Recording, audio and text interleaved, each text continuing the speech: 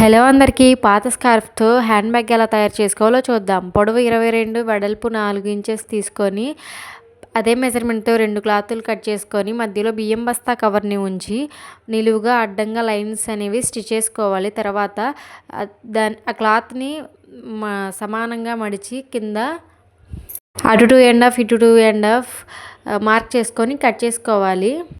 హ్యాంగర్స్కి 16 పొడవు 3 వెడల్పు తీసుకొని మధ్యలో బియ్యం బస్తా కవర్ని ఉంచి ఒక ఫోల్డ్ చేసుకొని దానిపై ఇంకొక ఫోల్డ్ వేసి రెండు సైడ్లు మడుచుకొని స్టిచ్ చేసుకోవాలి. అలాగే ఇంకొక దాన్ని కూడా తయారు చేసుకొని పెట్టుకోవాలి. ఇలాగే మధ్యలో కవర్ని ఉంచి హ్యాంగర్స్ని తయారు చేసుకోవాలి. తరువాత 4 ఇంచెస్ అటు 4 ఇంచెస్ ఇటు మార్క్ చేసుకున్న దానిపై ఆ హ్యాంగర్స్ అనేవి పెట్టి స్టిచ్ చేసుకోవాలి. ఇంకో సైడ్ కూడా అంతే పెట్టి స్టిచ్ చేసుకోవాలి. స్టిఫ్గా స్టిచ్ చేసుకుంటే మనం ఎంత వెయిట్ పెట్టినా కానీ బ్యాగ్ అనేది మనకి చాలా యూజ్ అవుతుంది.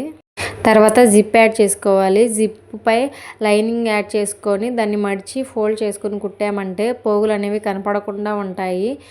ఆ జిప్ని ఇంకొక సైడ్ కూడా యాడ్ చేసి దానిపై లైనింగ్ అనేది వేసి మడిచి కుట్టుకుంటే పోగులు కనపడకుండా నీట్గా ఉంటాయి. తర్వాత సైడ్ జాయింట్లు కూడా సమానంగా పట్టుకొని ఫస్ట్ ఒక స్టిచ్ వేసి దానిపైన ఇంకో స్టిచ్ వేసామంటే మనకి చాలా కాలం యూజ్ అవుతుంది. తర్వాత కింద అనేది ఇలా నేను వీడియోలో చూపించిన విధంగా ఇలా మడుచుకొని కుట్టుకున్నామంటే హ్యాండ్ బ్యాగ్ రెడీ అయిపోయినట్టే.